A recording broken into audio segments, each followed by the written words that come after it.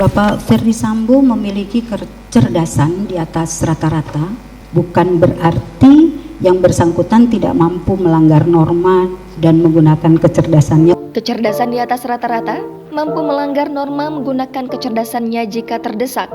Ahli ungkap hasil tes psikologi Sambo. Ahli psikologi Reni Kusumowardani mengungkap hasil asesmen terdakwa Ferdy Sambo.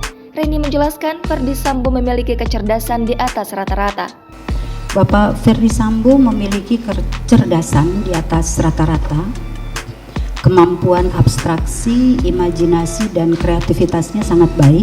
Secara umum, cara berpikirnya lebih ke arah praktis dibanding teoritis, dan pola kerjanya tekun, motivasi berprestasinya tinggi untuk mencapai target yang melebihi dari target yang diberikan kepadanya. Untuk tipe kepribadian, Sambo dijelaskan juga sebagai individu yang kurang percaya diri dan butuh dukungan dari orang lain untuk keputusan besar. Tipe kepribadiannya, pada dasarnya Bapak Ferdy Sambo ini merupakan individu yang kurang percaya diri dan membutuhkan dukungan orang lain di dalam bertindak dan mengambil keputusan, terutama untuk hal-hal yang besar.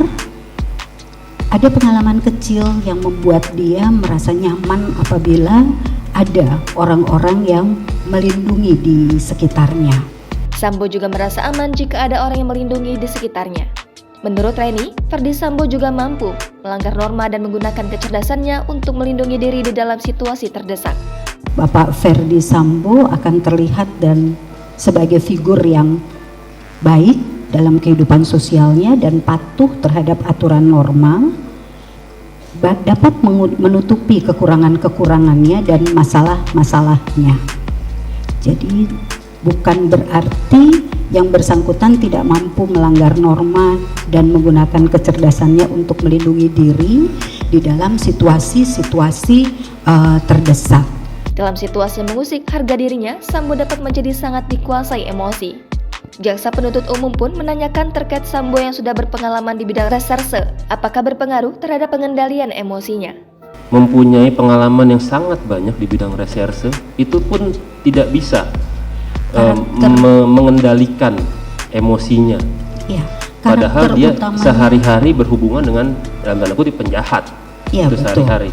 Dalam keadaan normal, itu ada upaya-upaya rasional untuk mengendalikan diri. Tapi di dalam situasi ada hal-hal yang memang mengganggu kondisi emosinya dan self-esteemnya. Nah, ini yang kemudian bisa menjadi orang yang sangat dikuasai emosi.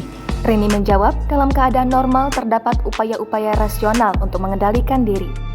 Akan tetapi, di dalam situasi tertentu ada hal-hal yang memang mengganggu kondisi emosinya dan harga dirinya. Sangat dikuasai emosi. Tadi saya juga tertarik dengan Ibu mengatakan ada kebutuhan tinggi untuk dukungan dari orang lain. Betul. Terutama untuk mengambil keputusan-keputusan besar. Yang penting, besar atau beresiko atau penting. Apakah ini juga bisa internally dalam dirinya itu bisa terrefleksikan dari bekerja sama dengan orang-orang yang dia percayai? Betul, Pak. Betul, Bapak. Bisa ya? Seperti itu. Artinya bentuknya. Dia membutuhkan dukungan dan masukan dari orang-orang sekitarnya yang dia percaya untuk melakukan suatu keputusan besar. Yang besar, iya. Bisa ya seperti itu. Bisa seperti itu. Baik, mungkin.